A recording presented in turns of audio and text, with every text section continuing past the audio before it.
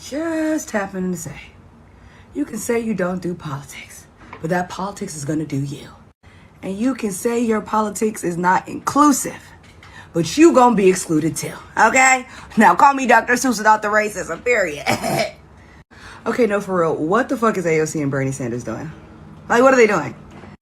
Because they say they want to fight the oligarchy, but they have failed to mention that Congress is 50% millionaires and billionaires. So if they was really pressed about fighting the oligarchy, then they would be trying to unseat some of their colleagues. Because this is a representative democracy, and oligarchs have always had representation on both sides of the aisle. So why are they not talking about the corruption of the Democrats? And if that wasn't bad enough, people are getting snatched off the streets for exercising their First Amendment right. That tough student wrote an article in her school paper criticizing her school for their investment in an apartheid state, and they snatched her off the street and people just recorded. They did nothing. What's that about? And 92%, I'm really looking at you. Because how long have you been speaking negatively about that Cheeto dust covered, Big Mac preserved, thin skinned, and even thinner haired mongrel in that White House? Oh, okay. In the case of Bernie and AOC, performative resistance is not resistance. And for all y'all sticking your heads in the sand, that American passport will not protect you. And y'all can continue to sit on your highest horse about this election and do nothing. But I can tell you right now, that is not a flex. Because the agenda we are currently experiencing right now has been in effect for at least the past 10 years. And whether it is the ending of qualified immunity, whether it is the ending of Social Security benefits, whether it is the privatization of education, baby, the politics is going to do you. So doing nothing in the face of fascism actually supports the fascism. And I don't know about you, but I care enough about my next generations to actually do something different. And now more than ever, it is the time to stand 10 toes, 15 toes, 100 toes down on progressive and inclusive politics. Because if you do not, you will be excluded too. Made it this far into the video, go ahead and comment a flower emoji. Any flower, every flower.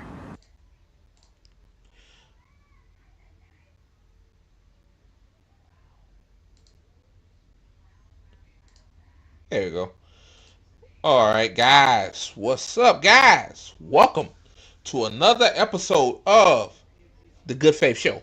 I'm your host, Andre Morton, and The Good Faith Show is a part of the ATP Network. You can catch the ATP Network on YouTube, Twitter, Twitch, and Rumble. Excuse the train noise. But I got some shameless plugs on the bottom of your screen right there. Follow the official ATP Network Twitter account on Twitter. The handle is at ATP Network 247, and also to follow the ATP Network crew. And also, I'm gonna put Damien in there too as well. I forgot to do it. Damien, he's back on the network. I need to get him caught up with stuff as well. So follow us on Twitter if you haven't. And also too, like the video. It don't cost you a damn thing. It don't cost you nothing. Don't cost you nothing to like the fucking video. Don't cost you nothing. Oh man, like y'all actually like the video on YouTube, for example, Rumble too. Like people watch it, even if for a minute, 2 minutes, it don't matter. So yeah, like the video. So finally got a good camera, guys. Long time waiting, man. Like before, my fucking camera quality, like I was recording on the iPhone 3GS from 2009 or some shit. Like holy hell. And then I tried to use my cell phone as a camera because you can do that, but apparently the software for that app wasn't doing right with my computer. So I have to buy a physical camera that already has had the hardware capabilities to to make sure I have good audio quality. This camera was expensive, $100, but I look damn good, man. Like everything looked crystal clear. Martin Luther King looked pretty good. Like, hey, hey, I do this for a living now. Like, I never thought I'd be doing this shit. Like, y'all just don't know. Like, I never thought I'd be doing this shit. Like, I watch RBN do it. I watch other people do it. I say, nah, I ain't gonna do this shit, man. Like, this ain't for me. But I'm here. I want more participation in the future when they get their situation situated. Ty, President, and Michael, they're independent. When they get when they get their stuff together, then you'll see more of them on here instead of me all the time. So, all right, I said a lot, and Feeney is right. The politics will do you. That will be the title of this live stream. Politics will do you. That's it. She's right.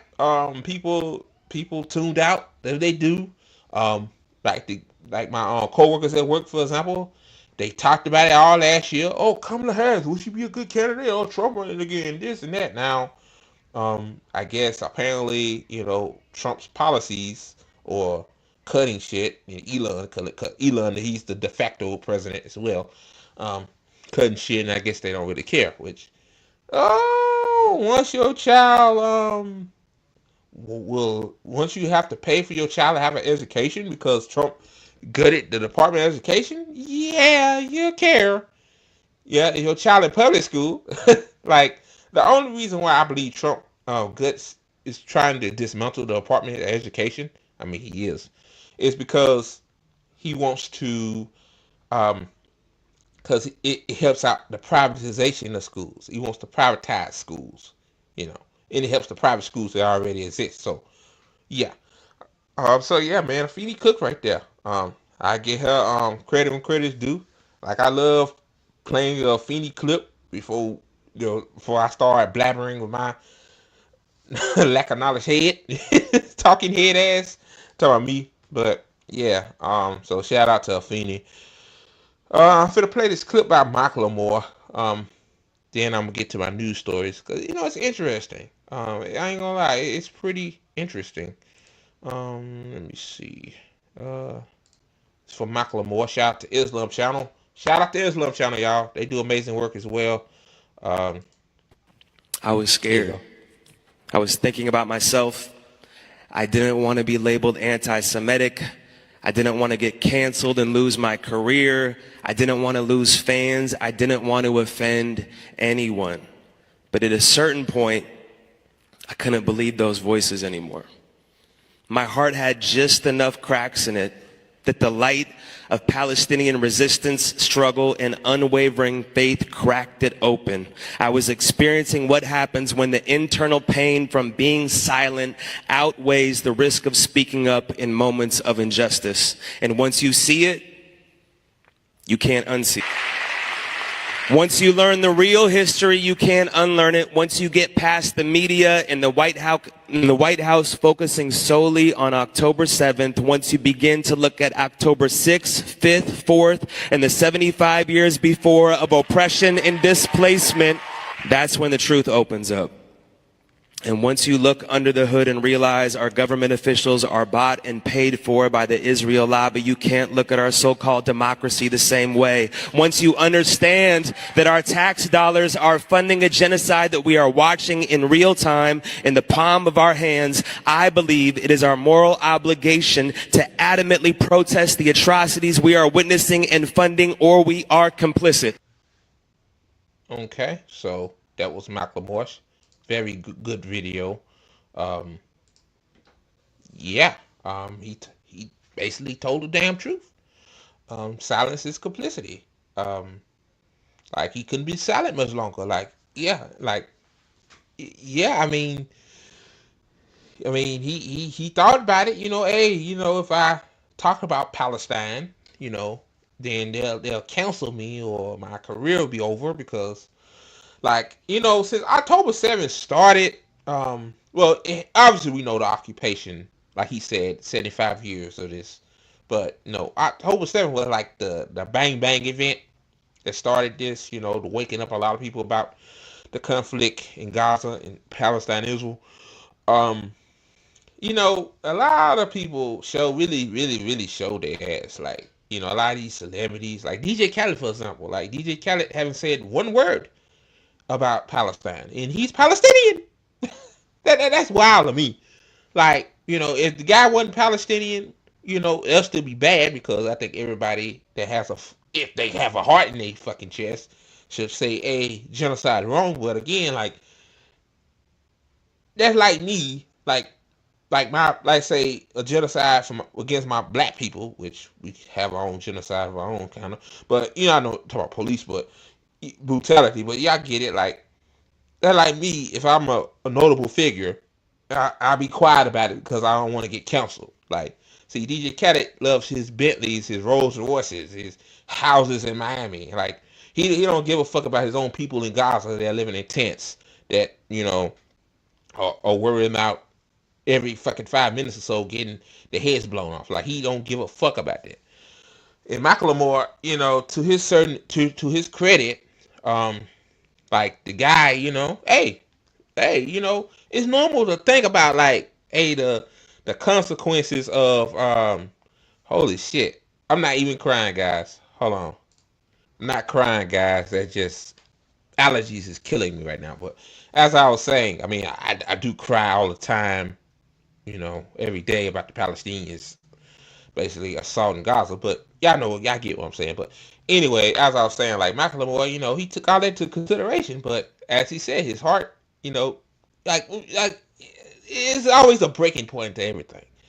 Like everybody has a breaking point. Like me, to be honest with you, like before October 7th, like I heard about what's going on in Israel for like a while now. A few years ago, I heard about Conrad's talk about it, but I really didn't take heed to it because I mean, in that, I wouldn't say I really didn't understand it. Maybe I wasn't really tuned in like I was supposed to.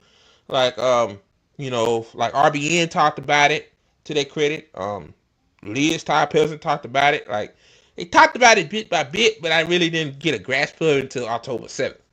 Like it's just like ever since that day happened, it hit me hard. You know what I mean? It hit me hard. Um, I grew a lot of friendships with Palestinian people. Palestinian people are some of the most smartest people you can meet and talk to. Like they are some smart people, man. And um, and I used to be a Christian. I always say Jesus is Palestinian. I mean, he is. I mean, based on the Bible, it says based there, Bethlehem, like Bethlehem's in Palestine, not Israel. Israel's apartheid. It's not real. It's an imaginary state. But yeah, like shout out to Macklemore, man. Like obviously, that him doing what he doing, he's going to get blessed even more for doing the right thing. Like a lot of these celebrities that support Israel in this, like I start watching all of their shit. So much shows and movies, man. I don't even watch anymore because I found out that either they go along with the shit Israel's doing or they are Zionists. Like a lot of them probably ain't Zionists. They just they don't want to get canceled, so they have to go along to get along. Fuck that.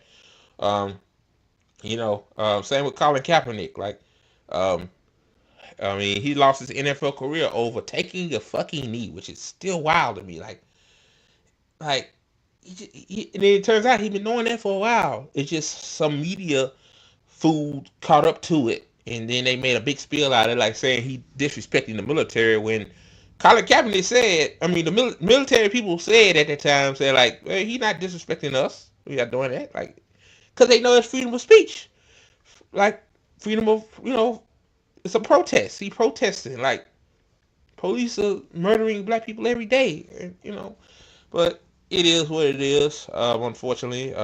But shout out to Macklemore. I need to start listening to his music now. Um, like I stopped listening to DJ Khaled music because DJ Khaled is complicit. Like silence is complicity. I mean, all he had to do, tweet something or say something or show up at one of these protests. I'm pretty sure the protests down there in Florida. Obviously, like do something, man. Those your people. Like why you like? But hey, money. I'm pretty sure somebody must have called DJ Khaled and said, "Hey, man, if you say something about the Palestinian, we're gonna cancel you. We're gonna take away all that shit you got." So yeah, man. Yeah. So that's that. So yeah, man. I want to talk about today is, oh boy, as a former Christian, man, like this is the reality of churches. This is what churches do. And Trump signs executive order ending collective bargaining for contractors, and more to go. So, all right, guys, let me get to the first story. All right, guys, before I get to this reality of a story right here, be sure to like the video, It helps us out in the algorithm, and it don't cost you a damn thing. So, like the video. Anyway, Marvin Sapp. I'm pretty sure some of you guys know who that guy is. Mr. Never Would Have Made It. Yeah, that song. If you a black Christian, like you heard that song, get every like like your auntie played it, your mom played it, or somebody at the church played it outside of the church, or they sung it at the church. Like that song was really made him popular. But oh God, like as a guy that used to go to church every Sunday until 2020. Oh man, I mean, this is nothing new. Like pastors always ask, the congregation to give money, even though they don't have to do it. Like, every I was in a Baptist church, like they have tithes and offering, like 10% of what you owe. Yeah, I mean, some of you guys might know what I'm talking about. Some of you might not do. But this guy Marvin Sapp, man, like asking poor people that probably can't even pay the light bill, like they have to get a 5-day extension or some shit, or people that probably at the church probably don't even know what they're going to eat, probably give their last $5 to your ass, Marvin Sapp, which all they got. But this guy is actually for $40,000. Now, some people told me like, "Hey, he was joking." Like he didn't mean that. No, I looked this up, man. Like this guy is not joking. Like he's being serious. He's being serious, man. Like he this man, like he ain't just him. Like he's part of the problem, but it's a whole lot of them do this shit. They don't ask for 40 grand, but like, bro, like. But anyway, man, I'm finna play it. It's 3 video parts to this because I download these. So here's the first part. And they understand the cost that is involved. There's 1,000 of you. I said close them doors. Ushers, close the doors. Close the doors. Close the doors. So now, ain't that kidnapping? What's he doing? Like, you telling the ushers to lock the doors, close the doors, lock them? Like, dude, that's kidnapping, bro, because you want $40,000? Like, you asking poor people. Like, most of these people are probably poor. Yeah, there's probably a couple people that have some money, but the church. I thought the church is supposed to do mutual aid, but these days, in today's society, churches actually take in money and don't pay taxes for the money. Like, they get this guy $40,000, no taxes. Take it out of that. Like, somebody said this a while ago. Somebody said, tax the churches. And I 100% agree. Tax these churches, man. Wow. All right, guys. This is wild. We all gonna leave together. Y'all ain't going no place but to the restaurant. And a lot of people ain't going to the restaurant. A lot of people going home trying to scrape up what they can fucking eat, bro. Like, how you know these people are rich? He acting like these people get what? These people got what, $1,000 on one piece or some shit? Like, come on, man. That man pocket watching. He trying to pocket watch. There's 1,000 of you tonight, and those that are watching, it's 1,000 that's watching online. This is a this man. This man says 1,000. What he gonna do? Lock the phones of people's computers or phones so they can't click off the video until they get this man some money? Oh wow. Are you serious, bro? small seed. If I get 1,000 online to give this, if I get 1,000 in the sanctuary to give this, that's $40,000 tonight. But you know what though? It ain't like this guy is a preacher from the neighborhood. Like, this guy is a gospel artist. He makes music. Like, why are you asking poor people for 40 grand. Like, that don't make any sense. Oh my God. Let me let it play back. I'm challenging each of you all down here to give a $20 seed. I actually think $20 is a lot of money. $20, believe it or not. How you know these people got $20, bro? Like I said, somebody probably got $5 or $1. Like, they really can't give that, but they believe in religion. Like, give your tithes and offering. The Bible says you give 10%. It turns out, if you're a Bible reader out there, that tithes and offering is not money. It's really like food and clothes and stuff like that. Like, again, the church is supposed to be like giving stuff away, but Marvin Sapp, he's taking all the money into him for himself. Oh, this do not look good for old Marty. Marty. When my late wife Melinda P. Sapp was alive, was a good date. I could take her to the movies, buy a box. Oh God. Now that's the first part. His second part. One soda, 2 straws. I wasn't cheap. That's swag. I was looking in her eyes. She's looking in mine.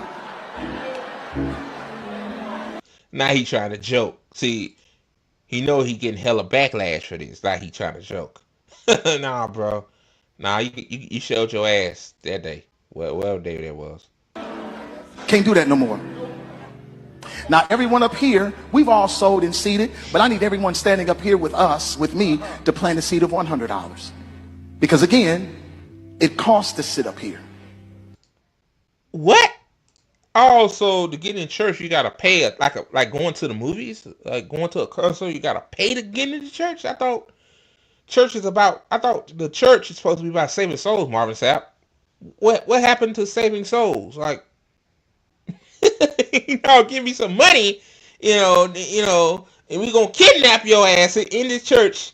You gonna kidnap your ass, like, oh my God, bro. Oh man. Oh my God, bro. I got you. Let's see. So put your 20 away, preachers. Hey, I guess one of the preachers, he pulled out his wallet. He said, "Hey, I'm ready to get him out of here." Shit. Holy shit. That 20 wasn't for you. And this is what I need you to do. If you're giving electronically or even if you're giving tangibly, I'm going to have y'all come to the altar and give it, because I need to see 1,000 people moving. Bring them baskets. I want the baskets up here. I want to see the folk. Y'all start moving. Y'all can bring it right now. Come. Even if you're giving tangibly, just put your hand on the... Wait. He said he want to see 1,000 of you. Give $20 a piece. Then people online give $20 a piece. Oh my God. Oh my God, bro. This makes the church look so bad, bro. And I love my mom, I really do, but I hope she sees why people don't believe in the church anymore. Like, I'm not religious anymore, so excuse me, y'all. So it's because of this, but there's other reasons too. But wow, man. But here we go. Take your phone and stick it on the bucket. Dad, this man got somebody joked about this years ago when saying that church was gonna have tap to pay. Man got tap to pay. He got tap to pay. Oh my God, bro. Tap to pay on your phone, man. Are you kidding me? Come on, man. Like, bro, are you serious? But he ain't the only one that does this. Other churches do this too. They do it strategically. He's really showing his ass, as Sammy Samps would say. Oh my God. He kidnapped the people in the damn church. Oh, have mercy. And then also too, I ain't mentioned this earlier, a few minutes ago. Like, you hear the audience growing, like, "Are you serious, man?" Oh my God.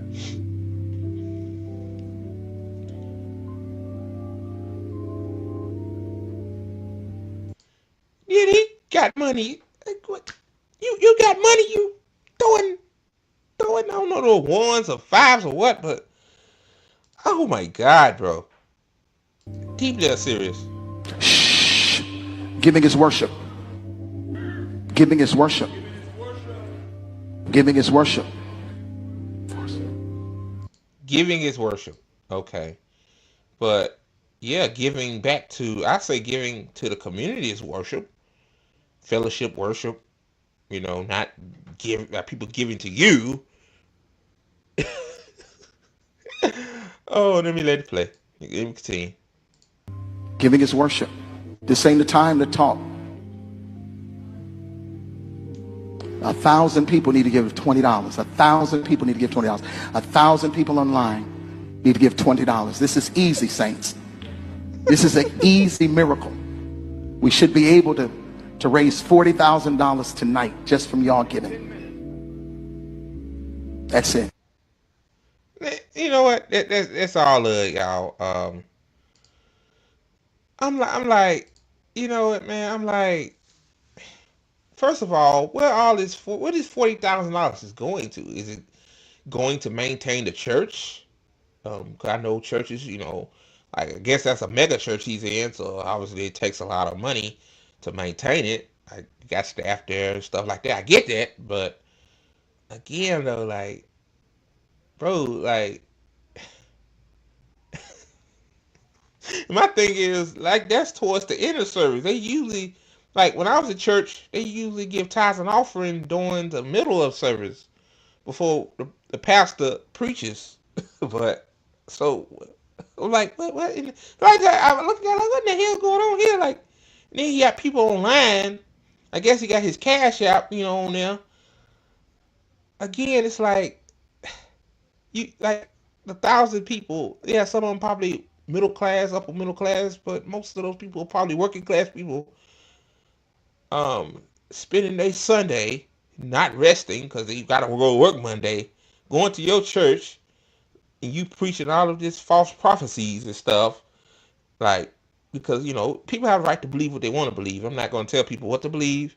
I'm agnostic, by the way, so I'm contemplating and I'm thinking about converting to Islam as well, because I think Islam is really a true faith, but a true form of religion. But again, it's like growing up in church, this is what I saw too. Like pastor said, I remember one time I had my old pastor in my church in Mississippi. I never forget what he said. Like this guy literally said that give your electric bill money to him. God would keep the lights on. Like, I'm serious, guys. That's what he literally said. He said, hey, you got, you don't worry about your lights being cut off because, give, you giving to God, which how you, like, God is case. You don't know what God looks like, so how you give it. I'm just saying, like y'all, like, again, like, you taking this money, pocketing it for yourself, like, I just don't understand. But anyway, man, it's like, I mean, like, you basically kidnapping your congregation in that church, told the usher to close the doors. Like, what if it's thousands of people that anything can happen? What's an emergency or something? Somebody trying to leave, like, one of your ushers might get hurt because somebody might have to, might be a medical emergency or something. Like all for $40,000, like, bro, like that. Like, you was a successful gospel artist, singer, like, now you're a preacher, I guess, like, and you begging poor people for money. Like, I just hate that. That's begging, man. Like, what he gonna do with that money? Like, he never said what he gonna do with it. Like I said, is it going towards the church? Is it going in his pocket? Is he doing any mutual aid? Because that church is supposed to do mutual aid, right? And I mean, they don't. I mean, not many of them do it anymore. Maybe a few, but not many of them. Like I'm just saying. Boy, I tell you, man. I don't like that shit at all, man. And I'm not telling people to believe, not to believe, but when you see a pastor do some shit like that, walk out, man. Just walk out. Don't give to them no more. Don't even go to that church anymore. Like, go somewhere else. Or, stay home on Sunday and fucking chill, man. Like, people work a lot. People work 6 days a week, 5 or 6 days a week. They off on Sunday, I guess. They go to church because they believe in religion, and then that guy, which is a famous gospel singer, begged for $40,000. This is why the church is dying. Like, this is why people are not believing in religion anymore. This is why more people are becoming atheists. This is why. I told my mama this years ago. She didn't believe me. Now she believes me. Like, I told you that. And my mom don't even go to church anymore, by the way. Since the pandemic. But, yeah, man, like, it's wild. Marvin Sapp, you should be ashamed of yourself, man. When I was religious, I really like that song, man. I really like Never Could Have Made It, man. That was a good song. Wow. That's that's people for you. Alright, guys, on to the next video. Alright, guys, before I get to this next story, be sure to hit the like. It helps us out in the algorithm and it don't cost you a thing. So like the video. Thank you. But anyway, y'all, it's sad shit right here, man. Like, man, the first term of Trump, people thought that was, a handful to deal with. Like, see, the difference between this Trump and the Trump in 2016 is the 2016 Trump didn't know what the fuck he was doing. This one, he's more calculated. And also, too, he got a billionaire in there that bought his way to the presidency as well. Really, Trump is not the president. Elon is the president, but, yeah, like, anything that benefits poor and working class people, cut.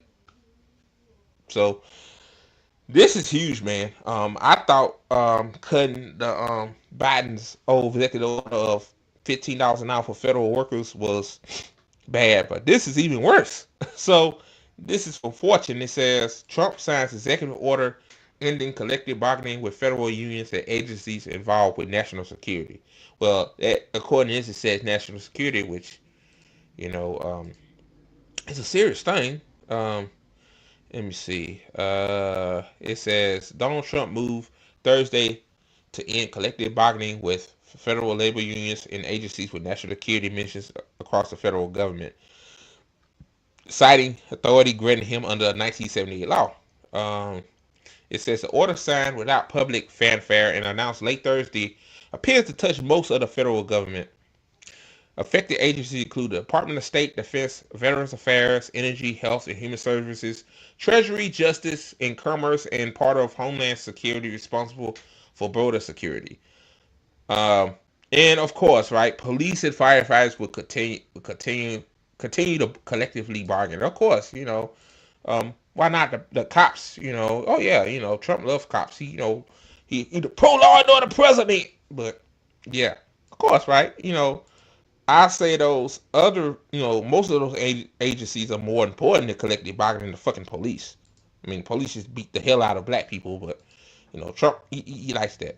It says Trump and the Civil Service Reform Act of 1978 give him authority to end collective bargaining with federal unions in these agencies because of their role in safeguarding national security. My thing is, I'm just being subjective here. Like, yeah, like the people that, protects the country in a way, like they can't, not the police. Police don't protect shit. They protect, property, but they don't protect that. But I'm just saying, like, yeah, the people that does the most important work in the government can't collectively bargain. Like, yeah, that's kind of fucked up, right? Um, but yeah, it says the American Federation of Government Employees, which represents 820,000 federal and DC government workers, said late Thursday that it's preparing immediate legal action and will fight relentlessly to protect our rights, our members, and all working Americans from these unprecedented attacks. Well, yeah, they could try, but like Trump has the right to do it under that law that was signed in 1978. Yeah. I mean, hey, try. Hey, let me see. Read a little bit more of this and I'm gonna stop. It says President Trump's latest executive order is a disgraceful and retaliatory attack on the rights of hundreds of thousands of patriotic American civil servants, nearly one-third of whom are veterans, simply because they are members of the union that stands up for his harmful policies.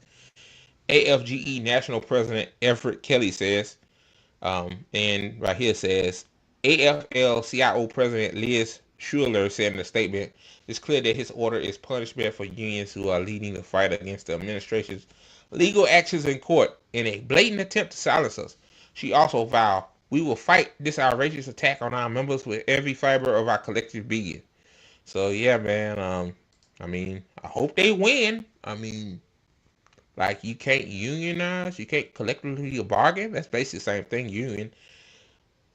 Like, Trump is a business, a quote unquote businessman, so he hate unions. He hate, Elon Musk hate unions. Cause unions, affect, profits, for the billionaire class. So yeah, of course, even though the government agencies is funded through our tax dollars, so I mean, I'm paying my tax dollars for these people to, work for the government and get paid for it, because I believe everybody should get paid and treated fairly. Oh God, oh man, boy, this is wild. So yeah, man, Trump is doing more anti shit. I mean, what else is new? What else is new? Anti-worker shit. What else is new? All right, guys. So the next video I want to talk about. Before I get to it, be sure to like the video. It's free. It don't cost you a damn thing. So like the video, you filthy animals. So yeah, I talked about this last week. But this is in her own words. Yeah. So Francesca, basically got fired from TYT. Let's just keep it 100. She got fired. It turns out, which I didn't know this. I like John Aderola. It's the only person that I could tolerate if I watch TYT. I don't watch it, but I say when I used to watch, I used to kind of like him more than Jack Hanna at the time. But yeah, like, she was on there with him on the Damage Report, which the Damage Report received more positive feedback than the main TYT channel. So yeah, that's why I told John Aderola, if I was you, man, I leave. Like, man, I hope you keep the rights to your name of your show, because you know how them assholes is. They could say, no, we keep it Damage Report. We'll let some other suck up keep it and tank the fucking name of the show, because they petty that John Aderola had common sense and leave the toxicity of Jack Hanna. But anyway, without further ado, she talks about her getting banned, and the title of it is why I'm okay with being banned for TYT. I really think Francesca really don't give a fuck. Like, she's Jose Teo, um, that dude's that was I forgot his name. Mehdi Hassan's channel, Mehdi Hassan's network. She's a comedian, so she do shows and stuff. So she's fine. But here she go talking about it. I ain't gonna play the whole thing because there ain't no need to. I'm pretty sure everybody know what happened. So yeah, let me get to it. You know when you meet someone and they swear that all of their exes were psychos, and then you slowly realize that, oh wait, I'm talking to the person who was the problem in the relationship? Unrelatedly, the Young Turks. And I'm going to make this as brief as possible because there are a million far more important and pressing things going on right now. As you know, actual fascism. But to make it brief, Cenk Uygur, the head of TYT, recently hath forboten me from appearing on any TYT shows because, in part, I said that him capitulating to right-wing framing on many issues meant he was, quote, acting like a bitch. And the truth is, he was. I mean, she ain't wrong. I mean, Francesca, she's not a troll. I mean, she had him on her show to talk about it. But again, he gonna gonna slander her about, having that idiot Piers Morgan talk about trans issues and shit like that. But like Jack is kissing up to these right wing hacks. A lot of these people are irrelevant, like Julian Michaels. Like, I ain't know the bitch had a show until I found out that Jack was on there. Like Like, when the last time Biggest Loser was on TV? So, yeah, bro, you're not pushing back on the right. Nobody ain't saying that you should go on the right wing shows. What we saying was, and what Francesca was saying too, mostly, that you should have pushed back on them, man. Like, you're supposed to be on the left, even though you say you're the center left, which just say you're a centrist. Like, I don't understand. Like, you was never left to begin with. Like, like, I believe Jank in particular is a grifter. So anything that's hot at the moment, he hops on it. Like, if trust me, if Kamala Harris won this election, you don't think he'd be talking about Kamala in a positive light? So, all right, let's get back to it. He was, and I'll explain that a little bit later. But first, some backstory. So I have been a contractor at TYT for 10 years now, appearing on all of the shows as a fill-in host, as a guest host during election coverage, on the TYT main show, on the Damage Report, and on Indisputable, along with a lot of other shows. I have always hopped on at the last minute, always helped out in a pinch. I guest host last minute, and yes, I was paid. And if you're watching this and you are a TYT contributor and you are not getting paid, stop going on TYT until you do. I've never been a full-time employee, never. Wow, and I found out too that she wasn't getting much. So, yeah, yeah, Jake, he doesn't have a good reputation. Like, his workers tried to unionize, he blockaded that, and he did other stuff. So, yeah, not Jake doesn't have a good history. Like, Jake ain't no better than right wing. Never got health care, never got maternity leave when I had my child. But back in 2018, I was hired for a 6-month contract to pilot a show for $3,000 a month. Then, however, their funding bottomed out and I was let go. And they broke their contract. My reps at the time thought I should sue to get the full 6 months of payment and work. That's something that's crazy to me though, is that TYT raised all that money. I forgot how much it was. I remember that shit. It wasn't even that long ago. My thing is, what happened to all that money? Like, and then Jeffrey Katzenberg gave you a big payout, so and you couldn't pay Francesca because the show bottomed out. Like, what kind of shit is that? Like, that's some slick shit, man. I don't know, man. That's suspect. But anyway, here we go. That I was owed, but I didn't, because I told them that TYT was good people and I wanted to maintain my relationship. Now, does that sound like an evil, conniving person? Like, she missed out on money she need. Everybody got to pay bills, right? Because she thought that Janky Anna were good people, but turns out they're full of shit. And, and it's wild. Like, I mean, in that situation, like, let's say, like, Liz had a big network and she wanted me to be on and stuff like that, but something didn't work out. Like, we had a contract, it's an example. We had a contract and, she wasn't able to fulfill it. Like, I wouldn't even be mad. I wouldn't even ask for the money. I would still be cool, and because I thought she was cool. But again, it's like, and if I were Francesca, thinking back on that, I would have sued. I would sue Jank for that. I really would. Like, $3,000 a month. Like, you promised her $3,000 a month. That's why you signed contracts. But yeah. And I did. That is until things started to turn for TYT politically. And this started happening around the pandemic. Around the pandemic, Anna Kasparian seemed to become focused on the issue of homelessness, especially in a city that I used to call home, which is San Francisco. She had an objectively scary experience with an unhoused person, and in fact, I went back to see when she told her audience about this. And I do remember the day that Anna told the story on air. In fact, I was also on after she told that story, but I didn't hear it at the time. It was within an interview that she was doing with an author by the name of Michael Schellenberger, who had written the book San Francisco, Why Progressives Are Ruining Cities. Instead of focusing on housing market prices, on how homelessness often leads to things like Yeah, they were fucked up what Anna had to go to. Like, I don't wish that on nobody. But you gotta say to yourself, if that person that did Anna like that, hypothetically speaking, was housed and he mental health was taken care of, that wouldn't even happen.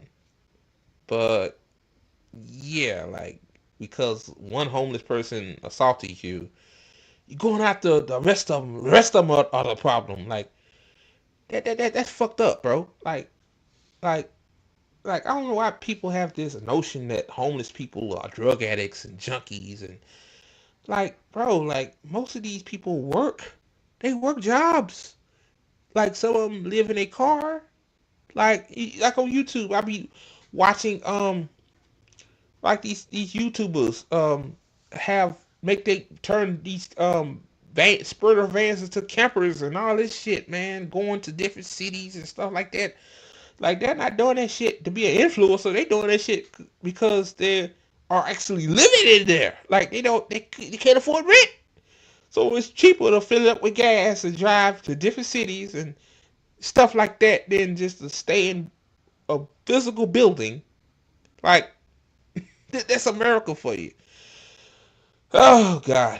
But let Franny continue. like addiction and mental illness. Schellenberger focuses on Democrats who thinks go too easy on the unhoused. I remember that I jumped onto the show right after he got off, after that interview, and the TYT audience was really pissed because they felt like the framing and the platforming of someone like Schellenberger was a disservice to the issue of homelessness, mental illness, and addiction.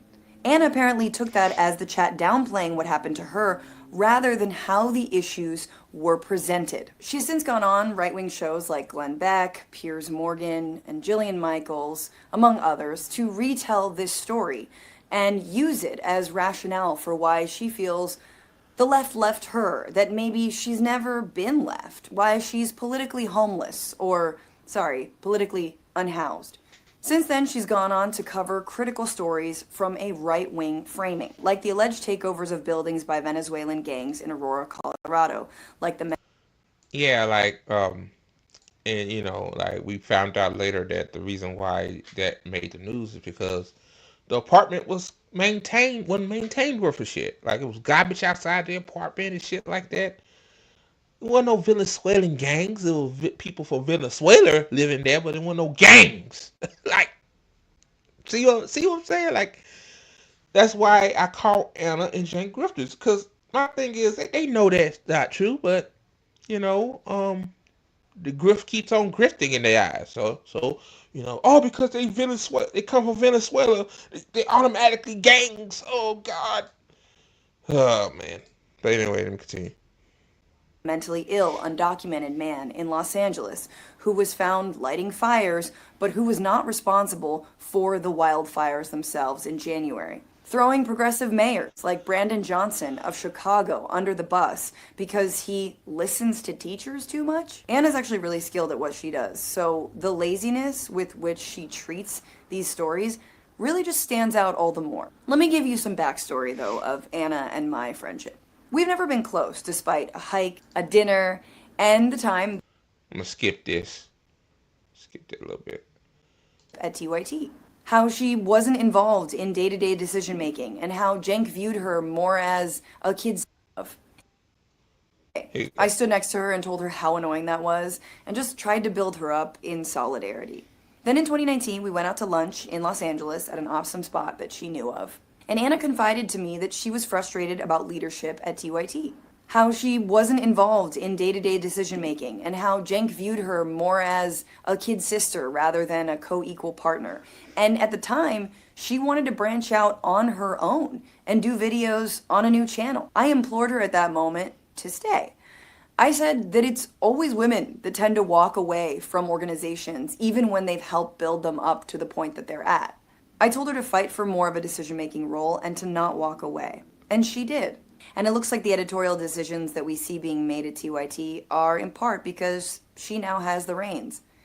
In a way, I'm proud of her, even if I don't like the coverage. In November of last year, in an effort to understand where Anna was coming from and why she was doing what she was doing, I invited her to come on my show, The Bituation Room. She agreed, but also told me that she had a family emergency that sounded bad, and I told her to not worry and that we would find a time in the new year. That week, she went on Glenn Beck's show, and it kind of puzzled me, to be honest. She obviously now is likely not going to come on my show. Yeah, like you have a family emergency, but you're on Glenn Beck's show. Yeah, I wonder why. Because you can't answer questions why you pivoting to the right? That's what it was, man. Like you have to lie about your family. Like that's a bridge too far, man. Just say I don't want to join you. I don't want to mess with you. Like you know, I guess you consider Francesca the woke left, just like Jake does. Like you too woke for me. Like oh, I'm going Glenn Beck and Julian Michaels and shit and Piers Morgan and you know and eat they mile of shit that they spew. Just say that, man. Like just like this person that I used to talk to on Twitter. Like your son is in the ICU, but you okay, I get it. Like maybe you watching him or whatever, you know, in his room, but you busy looking at other people's fundraisers and shit instead of you worrying about your son. Like it's the same shit. Like what? Like why you just I don't get it. But let me continue. Show, in part because Cenk did. And I wanted to talk to him about his own very cordial conversations with the right since the election or re-election of Donald Trump, in which he tells various figures from Charlie Kirk to Patrick Bet-David to Tim Pool to RFK Jr. lover, again, Jillian Michaels, about how he agrees that the left is often cruel and too extreme, saying that at a time where people are literally being disappeared for their political beliefs by this right-wing agenda. Anyone can watch the discussion. I put it in the link below, and it's honestly just a really disturbing portrait of his very with me or against me mentality. I even foreshadowed in the video the idea that he would boot me from TYT one day, and he did. It was also staggering how much he was shadowboxing with me as some kind of stand-in for the max left that has lost their minds. In that video, he laughed at me for suggesting that Trump would create detention camps. After the discussion in December, TYT main show never asked me back on. And then when I made a harmless little video pointing out that yes, there are detention camps, that seemed to be one of the final straws. Personally, Cenk and I were never close.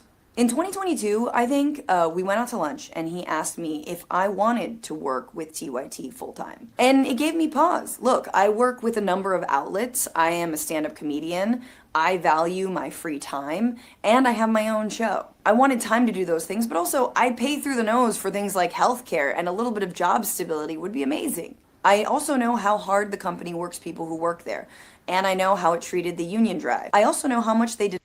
And also too, guys, like they slick, they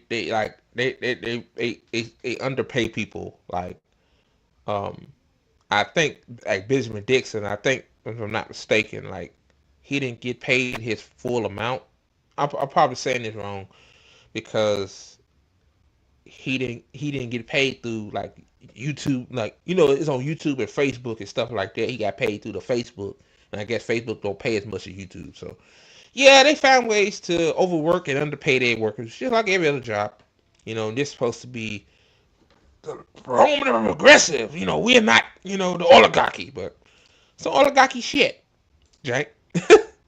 Deny full-time employees bonuses every year, even when they're delivering millions of views. I know that they're kind of cheap, and Cenk usually doesn't like it when people negotiate with him. So I said, sure, I want to work for TYT full-time, but it depends on the offer, which, by the way, you should always ask for an offer before you pledge loyalty to anyone or any company. An offer never came, because in my view, loyalty wasn't a given. All this to say, I'm not sad to leave. Yeah, when you said, yeah, I need an offer, motherfucker. He said, yeah, see, yeah, I changed my mind because you know, I compartmentalized that, you know. Like she said, they cheap. I'm pretty sure she wasn't gonna ask for the whole bucket, Jank. like, dude, like, oh god. This is why they hire people as contractors, because contractors don't have rights. Like she said, she didn't have health care with TYT, pay family leave and stuff. So that's happening when you're a contractor. You don't have rights that you had if you was employed with an employer. Yeah, yeah. TYT behind, especially now, with, of course, the exception of the damage report with John Idarola, who I care about and I think is so talented. But we live in a time of right-wing monsters, authoritarians, and yes, fascists. And anyone capitulating to their framework about human rights, about policing, around militarism, is not serious about liberation or democracy. Please, never watch anyone who can't admit when they're wrong. Never. All right, I ended there, man. Yeah. Um, it's wild, man. Like, yeah, like, shout out to Francesca, man. She kept a lot of stuff to herself, a lot of stuff that happened behind the scenes. It's unfortunate you work with somebody for years and years, for 10 years. Been with them for 10 years. Um, and she thought she was cool with them, they were cool with her. And then TYT decided, let's pivot to the right. She criticized them, rightfully so. It's her right to criticize, and they fifis got hurt, so, and they got rid of her. So yeah, man, I give it to Francesca. She handled it a lot better than I did. Like, yeah, man. Like, I could be a little bit top heavy from time to time, and yeah, you don't want to get on my bad side when it comes to a lot of shit. But again, man, like, Jank, like, TYT is like, yeah, TYT to me, like, the way I see it, and due to now a lot of evolving, more left independent media coming up to, like, TYT used to be the main deal 10 years ago. Like, it wasn't like, yeah, you had Kyle Kalinske, but he was small then compared to now. But I'm just saying, like, yeah, the media landscape, independent media landscape increased, bro. So you're not the top dog anymore. And you pivoting to the right, thinking that right wings will start watching TYT when you told your audience that do not talk to right wingers, and now you're accusing the left of telling other people not to talk to right wingers. Like, you said that yourself. I remember you and Anna said that yourself during the Trump first term. So yeah, man, like, Jank is full of shit. Francesca, she'll be fine. She'll be fine. Subscribe to her. The Bitchuation Room on YouTube. She got 151,000 subscribers. She deserves way more than that, to be honest with you. I don't, like with everybody, I don't agree with everything she says. But hey, I like to talk to people that I don't agree with on everything. Like, yeah, like, again, like, ain't nothing wrong going on right wing podcasts talking about stuff. If you on the left, my thing is you expect them to push back on the right wing propaganda. So yeah, man. All right, guys, on to the next. All right, guys, last story here. Be sure to like the video. It's free and it don't cost you a damn thing. So like the video. Andre, greatly appreciated. So yeah. This from BBC. It says Trump revoking protections for Cuban, Haitians, and other migrants. I mean, some of you guys that said Trump is not a white supremacist or white nationalist. I mean, this right here it should tell you all you need to know. Now I'm gonna read it. It says U.S. President Donald Trump's administration said it will revoke the temporary legal status of more than 500,000 migrants from Cuba, Haiti, Nicaragua, and Venezuela.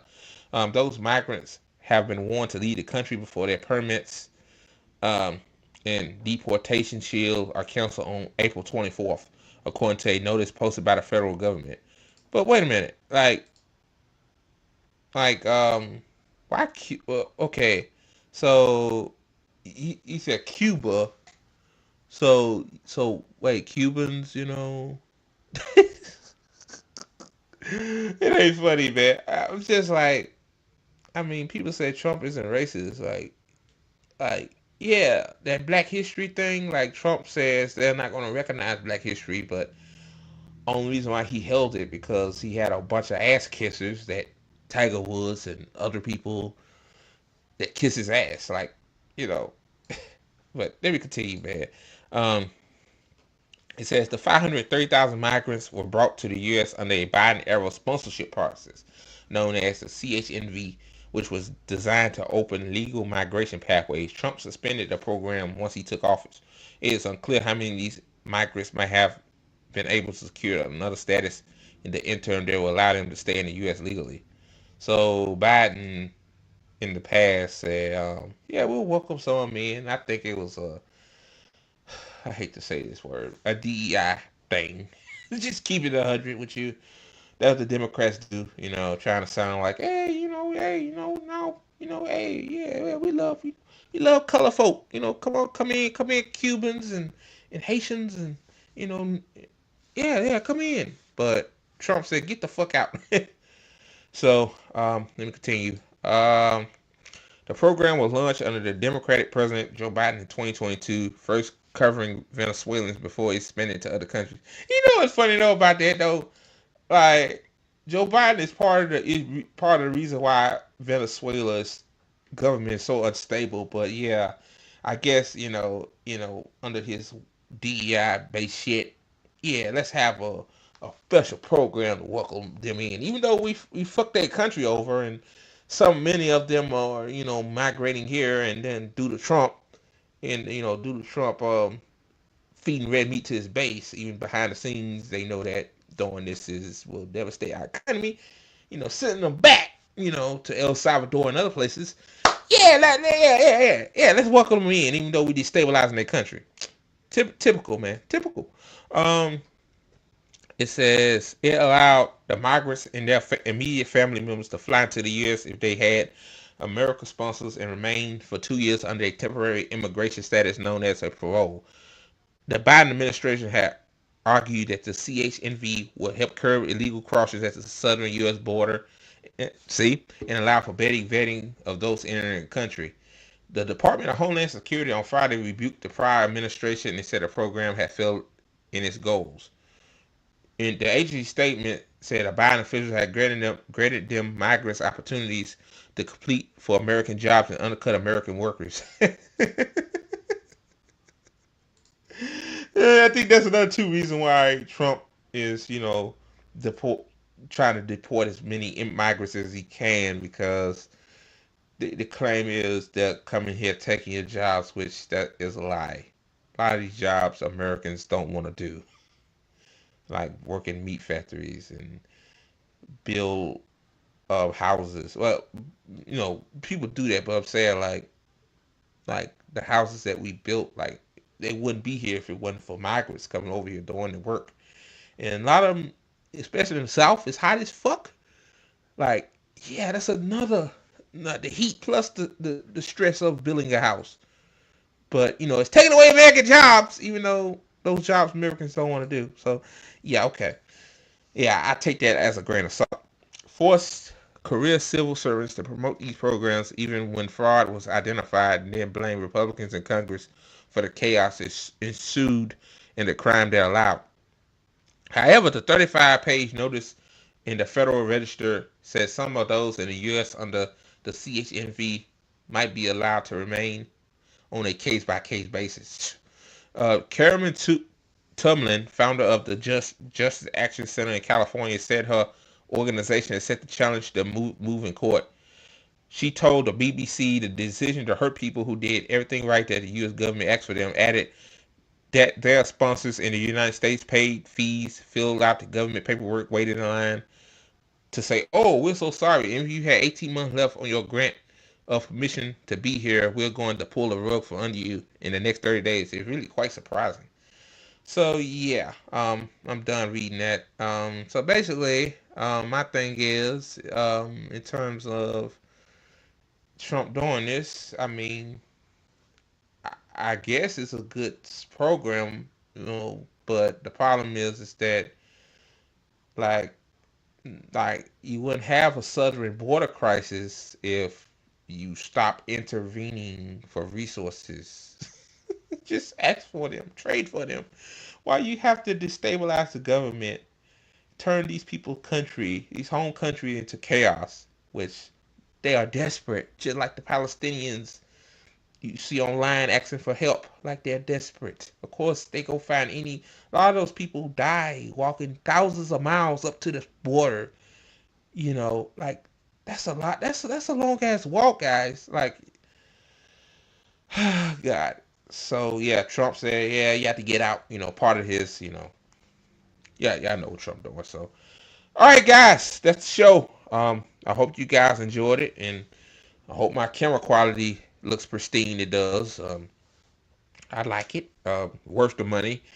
Because before, my camera quality looked like shit. And to be honest with you, presentation is the key to gaining traction on these platforms. On the bottom of your screen right there, it says follow the ATP Network crew. That's all I use to handle right there. And I'm going to add Damien's name on there since he's back with the network. And also follow the official ATP Network Twitter account at ATP Network 247. And also like the video. Don't cost you nothing, man. Don't cost you nothing. So, and also thing too, guys, like if you're on Twitter, man, like I know Liz Ty Peasant has a fundraiser to help her to move to Ohio. Like she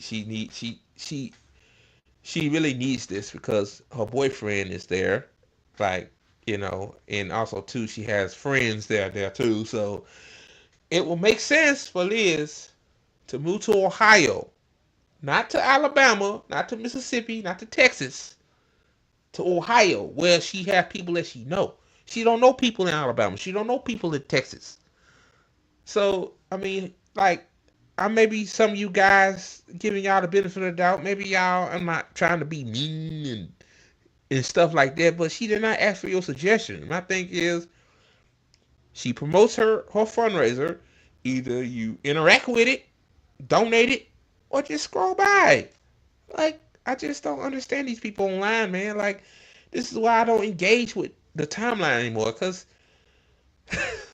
telling y'all, man, like if I see some of this shit she see, I'll get suspended. I'll get banned from Twitter. So yeah, man. So yeah, y'all. Again, thank you guys so much for watching my shit. I know I'm not the best guy at this job. Sabby, Nick, JB, Rome, Nick, Kit Cabello, the do this guys, like they do a way better job at this than me. I'm trying. I'm trying. Hey, you know, everybody has a different style. There's some people that try to cheer me up and stuff like that. But yeah, it is what it is. I ain't gonna say they're being disingenuous because I don't know. I can't judge nobody's heart. If people think I'm doing good at this, fine. I don't think so, but to each his own. So thank you guys for watching the ATP Network. I'm Andre Morton, signing out. Have a good one. And oh yeah, by the way, fuck Bisman Netanyahu.